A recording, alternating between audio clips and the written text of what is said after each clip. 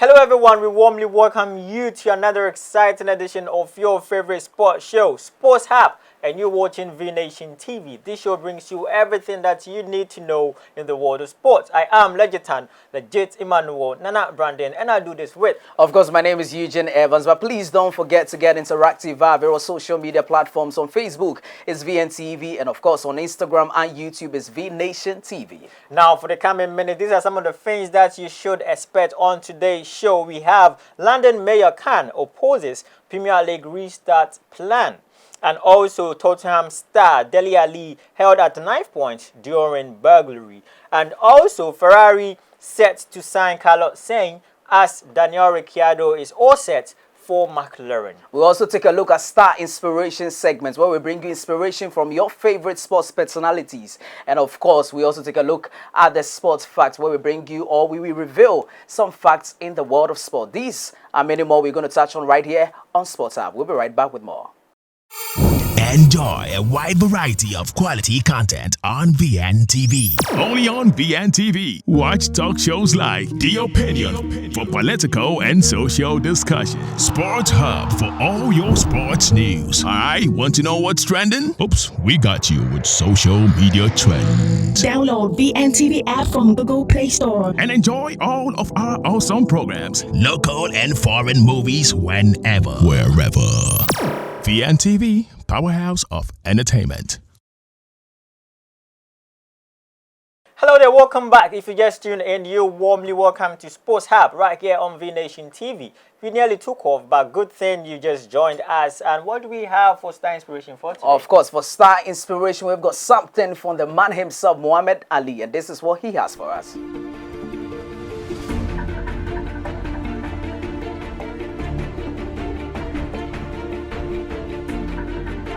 Now, Muhammad Ali was an American professional boxer, activist, and philanthropist, nicknamed the Greatest. He is widely regarded as one of the most significant and celebrated sports figures of the 20th century and as one of the greatest boxers of all time. Muhammad Ali. Indeed he is. I mean, he's made name for himself, and not only in the boxing fraternity, but sports in general. When we talk about sports figures in the 20th century, there's no way that you wouldn't come across Muhammad Ali's name, and I'm very happy. What about sports facts? My favorite segment right here on there. Now, what do we have for sports facts? Well, the question for today is, in which country was the first African Nations Cup played?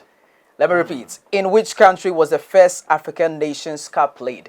Well, there you have it. Well, don't forget to actually drop your answers in the comment section. I know you know it, and we know it too. But, drop it right there. We will actually answer to that question later on in the show.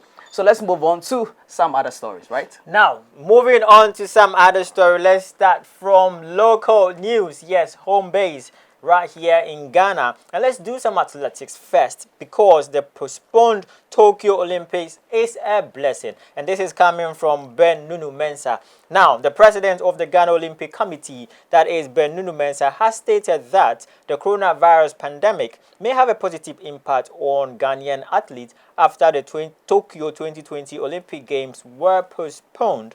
Now, Ghana will have athletes representing in the postponed 2020 Games to be hosted by Tokyo in Japan. He, however, cautioned that the current situation could have a negative impact as late preparations for the athlete will not be ideal. It is true. I mean, it's good news and also good news. And the good news is Ghana will be part, or will have athletes represent the nation during the Olympic Games. But if it should have gone ahead this particular year, maybe perhaps the country wouldn't have any athlete representing the nation, which will be not so good thing, because Olympic Games are very when you talk about track and field events, Olympic Games is that they are World Cup. So having someone represent you as a country, it always brings pride and joy, and I'm happy that this will be the case for Ghana come 2021. But how ready can they be ready when the time is right? Ghanaians, especially, we only focus or concentrate on the football. I mean, when I say football, just the the football, so other disciplines like the tennis, like this particular one, we are not really. So no matter, I doubt even if we give them 3 years to actually prepare, I doubt if they'll be prepared for this. I actually doubt. It is true. Talking about preparations on the player side, but what about management side also? Because when tournaments like these come up, now we're looking at funds, we're looking at money to help, carry even them from the country to whatever venue or country that they are supposed to partake their competition from. And that is sometimes, most often, the issue Ghana have when we're talking about going on for games. And I still don't get it. And it boils down to the same thing. When it's football, we push everything in. We give the bonuses, it's triple the amount that these people actually get. And even with football, it's only the male football. But when it comes to female football or any other discipline, we don't pay attention to that. People are really reluctant to actually put in the support and the help. And you hear people saying, we are ready. We've done everything that we have to do as players or as athletes or as stakeholders of a particular field of sport. But there's no money to airlift us to even countries to partake in competitions. And we've heard this countless times. So I'm just hoping that the players will prepare adequately. I mean, they should try and prepare adequately. But also, the Ghana Olympic Committee and the Ministry of Sports should also help them. Because I believe it's a collective effort. Yeah. Now, talking about usually the players are actually prepared for this. But the support, like you said, the funds from actually either the Ministry of Sports or the Olympic Committee, they always don't get it. Yeah. Now, talking about athletes representing Ghana, Ghana has 4 athletes qualifying for the Tokyo Games, which has been rescheduled to 2021 due to, of course, the COVID-19 pandemic. Now, Nadia Eke, who is a triple jump athlete. We also have Joseph Paul Amwa, who is a sprinter, and also Samuel Techi, a boxer, and Suleiman Tete, also a boxer. Now, the new dates for the Olympic Games are from Friday, that is 23rd July 2021, to Sunday, 8th August 2021.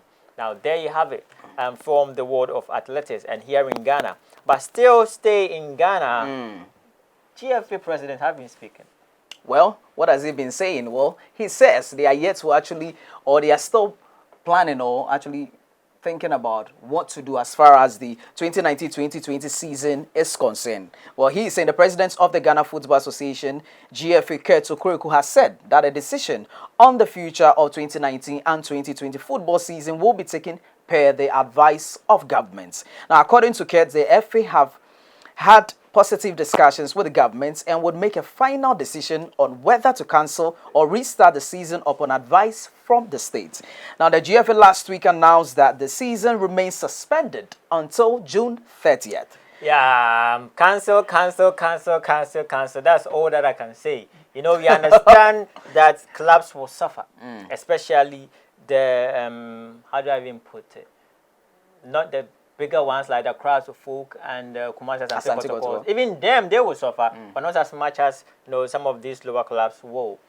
But please, you can't gamble with lives. We are in Ghana here, and we know the conditions that our health systems are in, and it's overwhelming. And the last thing we want is to further burden all the medical infrastructure and personnel that we have in the nation, which we already know that it's inadequate, highly inadequate. So please, I'll really be surprised anyways if he actually goes ahead. I mean, they actually go ahead. They restart instead of canceling. I'll really be surprised considering the fact that, like you mentioned, why would they even consider restarting? I think this is just a formality sake. I mean, this is just a formality sake because if you are considering, well, per what he's saying, they're actually having some discussions with the governments. And even governments has actually issued some statements out there, some directives out there, because they know that this whole thing is actually overwhelming. So I doubt if there's going to be a restart as far as this season, is 2019-2020 season is concerned.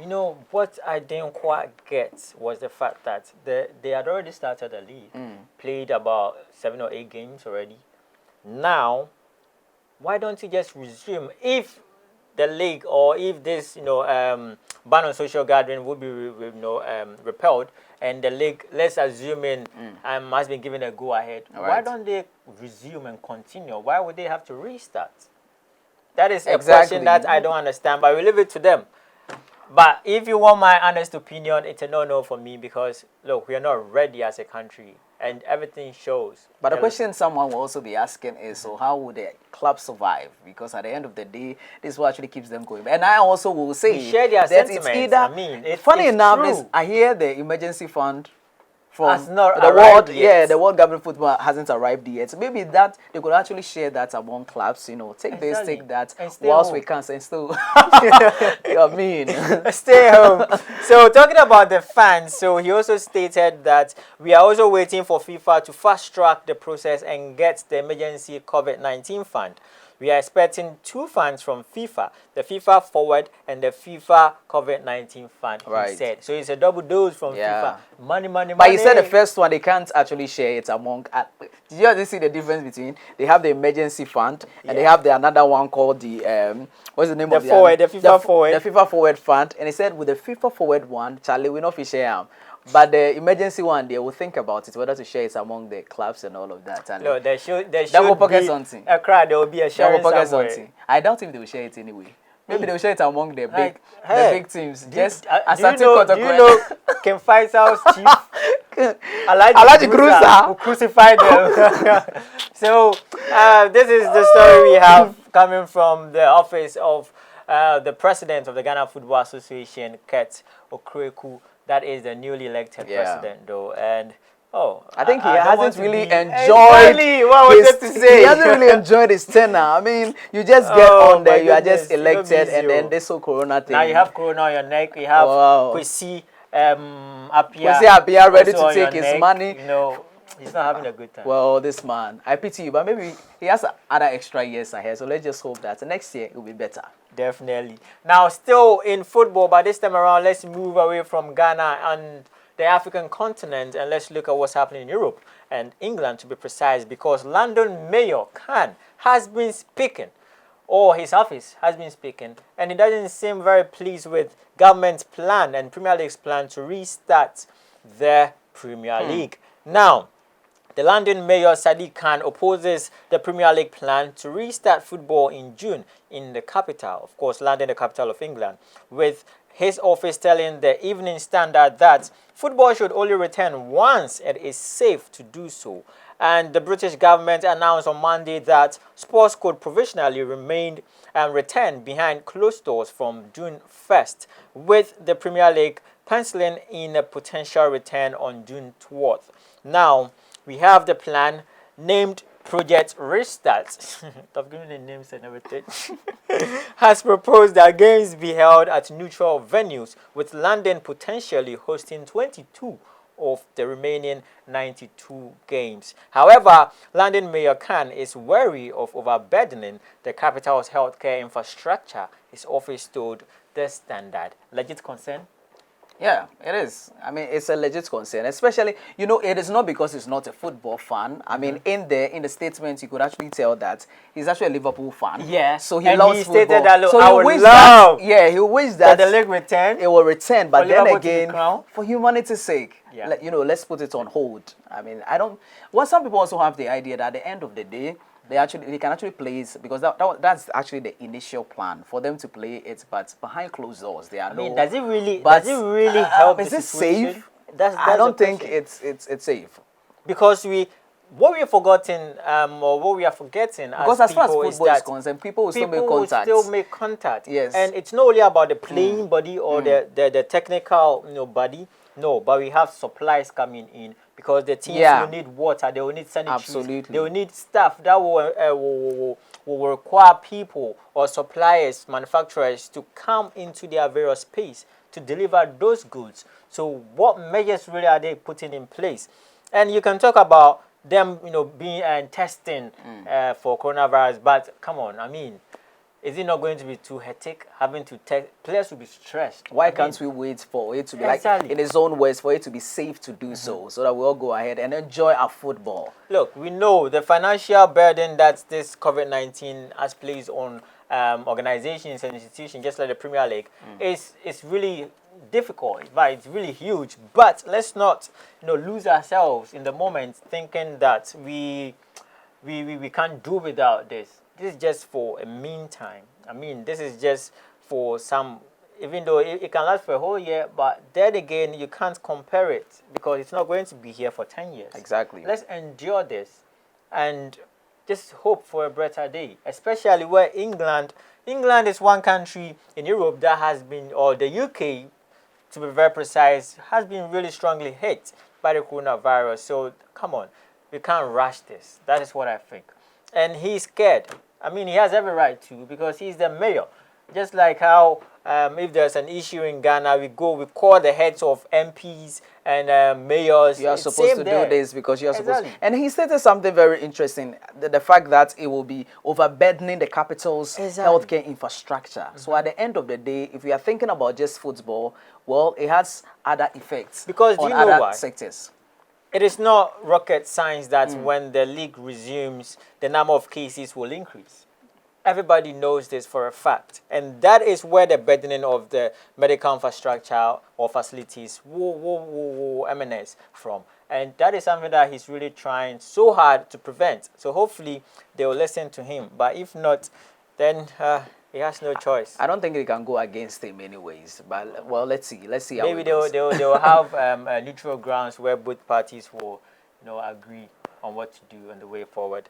Now, Dele Alli, what's happened to him? Quite interesting about Dele Alli. I mean, well, I don't know why I'm laughing because it's a very sad story. I don't even know why he's laughing. So he was actually held at knife point during a burglary. Quite an interesting story there. Now, Tottenham and England midfielder Dele Alli was held at knife point during a burglary in the early hours of Wednesday morning.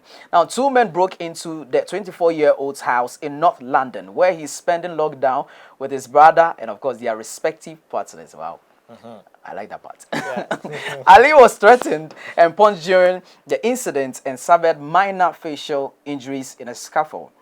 Now, the intruders stole items of jewelry, including watches. Now, Ali has handed the CCTV footage to the police, and he's saying in his own words, "Thank you for all the messages. Horrible experience, but we are all okay now. We appreciate your support." And he posted this on his Twitter handle.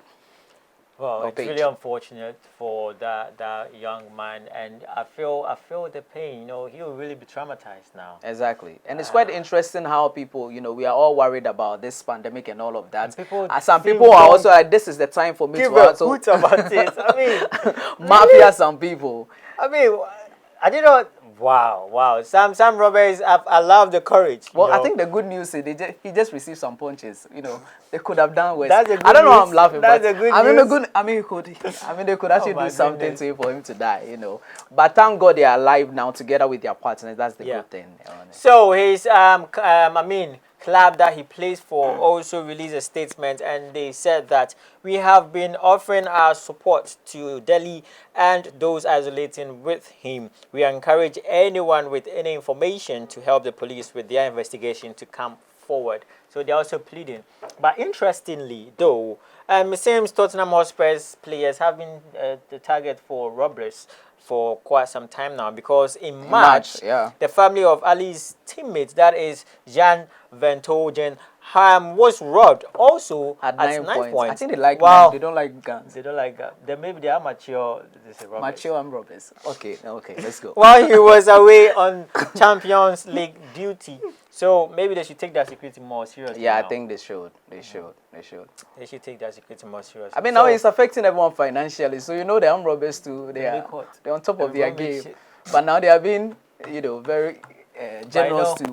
I trust the police system in some of these developed countries, because by all means CCTV camera somewhere, somehow will identify you, and you'll be nabbed. Exactly. So it and may that's take a good part of installing CCTVs. Exactly. Not in our part of the world where you can say not every home, or almost everyone.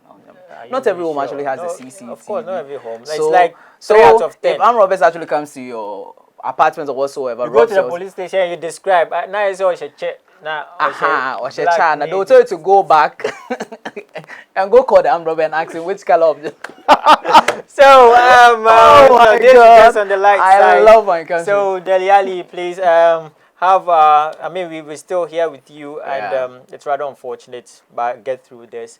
But kindly, guys, please, let's take our security very seriously. Yeah. But we'll take a breather here from Dele Alli's story, really giving us some We did bit of taking something before. anxiety. So we'll return after this shortly.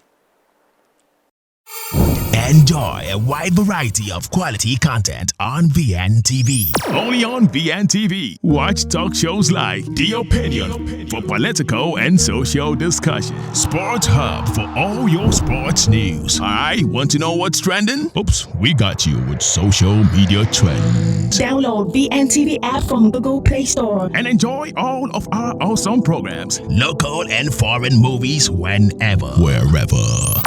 VNTV, powerhouse of entertainment. You're welcome. If you just joined us, this is still Sports Hub right here on VNTV. Let's move on to some stories we have right here. Now, it looks like Newcastle United fans has been urged to resist Saudi Arabia fan takeover.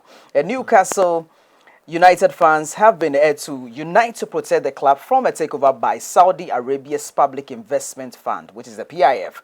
The message came in an open letter from Hatis Sainz, who is the fiancé of murdered journalist Jamal Khashoggi. I hope I got the name right. Now, the Western intelligence agencies believe that the Crown Prince Mohammed bin Salman, who heads the PIF, has ordered the Khashoggi's murder in 2018, which he denies. PIF looks set to finance 80% of a 300 million euros takeover of a Premier League side, Newcastle, who have been owned by Mike Ashley since 2007. And this is what he says. My plea to you, the fans, is to think whether accepting Mohammed bin Salman's offer is really the right way out of the despair for your club and city, says Sainz in her letter. Now, she added, we shall not let the beautiful game of football be shared by those who are not passionate for it and who only seek to use it to hide their shocking deeds. Now, the question I'm asking is, do you think she's actually speaking out of hurt, or she's actually logically making a point? It depends on where you're standing as a Newcastle fan. Right. Because as she stated, or as it been very known, it was Western intelligence that they were actually very convinced that the journalist's murder was, ordered by Saudi Arabia's Crown Prince, which he strongly denied, of course. But, in fact, this is how the whole thing panned out. So, the journalist, who is Khashoggi, a descendant Saudi communist living in self-exile in the United States, had to, go back to the Saudi consulate, not in Saudi Arabia or not in the United States, but in Istanbul, that is in Turkey, on 2nd October 2018, seeking papers to marry this fiancé who penned down this letter. And investigators believe that as she waited outside, the 59-year-old was murdered and then dismembered. Wow. His remains have never been found. Now, the Saudi government has been accused of facilitating the theft of Premier League commercial rights, while Amnesty International has criticized the potential deal because of the country's dire human rights record. So, you see, it's not just about the murder of the journalist. Yeah, but also Amnesty International generally has Saudi Arabia pinned down as one of the hostile territories when we talk about human rights. And also we have a Qatar-based, television network that also is accusing Saudi Arabia of stealing television rights or showing Premier League to Saudi Arabia citizens without permit, without any rights. That is beyond sports. So, I mean, there are so many things coming out from so many angles that. But I don't know why they've actually not stepped out of this whole deal, because these issues. I mean, there's been weeks we've been here talking about this particular deal. So why haven't they come to conclusion? Is it because of the money involved? I don't really get it. Newcastle fans will be in a dilemma right now because some of them accuse Mike Ashley for not doing enough for the club, and so they are happy that these new investors are coming in with this huge amount of money, which will boost the club's performance automatically, because now they have money to develop their stadium or infrastructure, to buy players, to beef up the squad. So some of them will be very happy. But then again, when you look at some other concerns like the human rights issue, like the Premier League theft and viewing theft that happens in Saudi Arabia, And the it murder. raises questions. You know, it raises questions. So I don't want to be in the shoes of any Newcastle fan, and I also believe that the Premier League should do due diligence in this particular deal and make sure that they take decisions in the interest of the Premier League. Let's see if and they are going to take the also decision people based on of England. Are they going to look at the cash or morality? Well, I just hope that they look at the morality aspect. Well, let's because see. the cash can. The Premier League is already rich. I mean, come on. But the They club don't- they don't itself need- the club itself needs there's help. a question mark. Exactly. But, but you know, he tried to acquire Manchester United, the Saudi okay. Arabia, crown prince. But Hey, the guy be hard guy. Oh. get money, money. No not one the has say problem. you commit crime like this way, Charlie. It's still they deny we still they around. Nobody did. Charlie, Wow. so far as there are no evidence to, actually put him in the place or whatever. It's still we- free out there. And it's yes. got a cash. I doubt even if they have the evidence. I That's the don't. thing. He's the crown prince. Come on. The Saudi money they. Arabia. not like Crown Togo or Prince of- Benin. I didn't say that. He said that. Okay, let's go. There are towns in Ghana, you know that, right? Okay. Now moving away from the Saudi Arabia story and the Premier League whole hula balloon, let's look at some interesting story coming in from Italy and from the Italian Serie A, because they aim for 13th June restarts subject to government approval. Now Serie A or Serie A, Yeah, sorry. depending on which country you come from, plans to resume its season on 13th June if Italy's government approves. Now, the league's General Assembly met on Wednesday via video conference and approved the date for resumption in accordance with government decision and medical protocols. Now, clubs in the Italian, top flight returned to training earlier in May, but players can only train individually. Now, Serie A was suspended on 9th March with 12 rounds or full rounds and 4 outstanding fixtures still to play. Juventus, of course, chasing their 9th Scudetto or consecutive Serie A title, are top of the league, a point ahead of Lazio. Now, teams will be able to train collectively from Monday. Italy has been one of the countries worst affected by the coronavirus, with a number of players having become infected. Now, just last week, 3 Fiorentina players and 3 members of the club's staff tested positive for coronavirus, while a Torino player also tested positive. Now, Still on the same issue. still on the same issue. How ready are they? Especially considering the fact that the Italy cases and all of that. How ready? Italy I at a don't know. point in time was in a sorry state, if I can really say that, was in a sorry state, because in Europe, in fact, from China, Italy was the second most, hardly hit by the virus. Right. So now that they think they are in good shape or they are getting better enough for them to restart I'm their not league. too sure about this decision. Trust me. I don't know. I am scared for them. I'm really scared for them. Well, I guess we wait to see. Yeah, we wait to see. Anyways, let's move on to some other disciplines. Well, let's talk about some golfing. The leading professional golfers based outside the United States must quarantine in America before resuming the PGA Tour season next month. Now, this was confirmed as the PGA Tour outlined its plans for a return to action. Now, there has been no play on the circuit since the abandonment of the Players' Championship on 12th of March. Now, around 25 players eligible to play the Charles Schwab Colonial event in Texas, which will be held between 11 to 14 June, are currently living outside the U.S. Those players include Tommy Fleetwood, Francesco Molinari, and Matthew Fitzpatrick. Now, they need to adhere to American rules requiring 14 days quarantine after arriving in the country that is currently in place, said the PGA Tour Administrator Andy Levinson. And he's saying it is likely to continue, and so it is imperative that those constituents that need to come back in the United States do so at least 2 weeks prior to our return to competition. Fleetwood has already indicated that he's unlikely to leave his family to base himself on the other side of the Atlantic for the entire summer. That is They are also in a dilemma there. Wow. you know, Are you because going to leave your family to go? No, I'm when not we saying talk that, when we but talk about the Roger Federers, the Rafael Nadals, you know, how do you even put them, like the big shots of golf?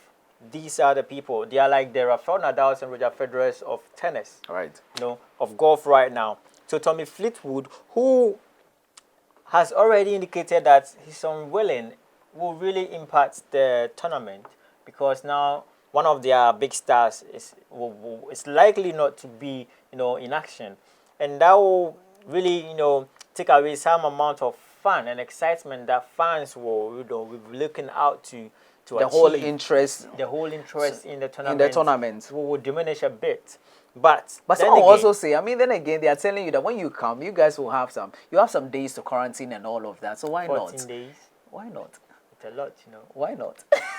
14 I mean, days you've been is a staying with lot. your family since, anyways. Family is 14 important. days is anyways. a lot. Well, so there you have it from the world of golf. So, will you quarantine 14 days before a tournament? Got the emotional stress Or that you comes stay with with your it. family, you know. Well, will you be like me or you be like Fleetwood? Now, still on sports stuff, but this time around, let's look at another discipline, that is Formula One. Do you love fast cars? I love fast cars. Well, you think that it's only football that transfers eminence and they bring out big news and stories. Well, you may think again, because Ferrari is set to sign Carlos Sainz, as Daniel Ricciardo is all set for McLaren. Now, Carlos Sainz is poised to replace Sebastian Vettel at Ferrari, with Daniel Ricciardo set to take the Spaniard seat at McLaren. It's more or less like a domino effect and playing chess. You shift to that kind of thing. You're very replaceable. Now, talks to seal the two moves are ongoing, and no final agreement has been reached yet. But of course, you know that Sports Hub and vnation TV will definitely break it to you as soon as the deal is set and done. Now, McLaren have been chasing Ricciardo for some time, and his signing is a coup. It's interesting. But they must release him from his contractual obligations before signing the Australian. Sian had been in negotiation to stay with McLaren beyond 2020, but the appeal of joining a top team has convinced him to move. Now it's like you playing for Ken Faisal's and Manchester United comes that we want you. Bro, are you staying or are you leaving? I'm definitely leaving. That's exactly what's happening to Sian right now, because the Ferrari announced this on Tuesday that the German four-time world champion will be leaving the team at the end of the season, which is currently on ice as a result of usual suspect, the coronavirus pandemic. Now, Ferrari have identified Sian as the ideal support driver for Charles Leclerc, whose staring performances in his first season with the team last year undermined Vettel's status and precipitated his departure when he was not prepared to accept diminished contractual terms. So now this young kid from the block just comes in, and this OG been doing the most since he youngin, Sebastian Vettel. People are now seeing him to be like, oh, maybe this guy can do what he's doing.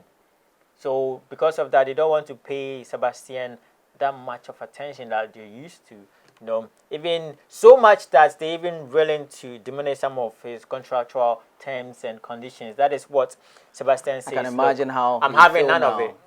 I'd rather walk. I'd rather walk. Yeah. To keep his integrity and Exactly. pride Your, intact. your little integrity left, or your dignity. Yeah, exactly. So now Ferrari will envisage Zage in the type of backup role that Bottas plays to Lewis Hamilton at Mercedes. Now, quick enough to be close to him and engage in battle with other front runners, but not the team leader. So this is the role that Sian will be playing at Ferrari right now, if the deal should actually, be completed, sealed, and done.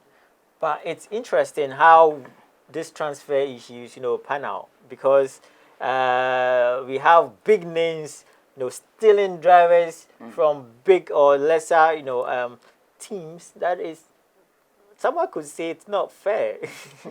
Life is not fair itself. So Yes, but this is where we draw the curtains on today's awesome show. It has been Sports Hub. But before we take a leave of you, we have sports something. facts. Yeah. Let's answer to that. So the question for today was, in which country was the first African Nation Cup played? What is the answer? What is the answer? Let's go.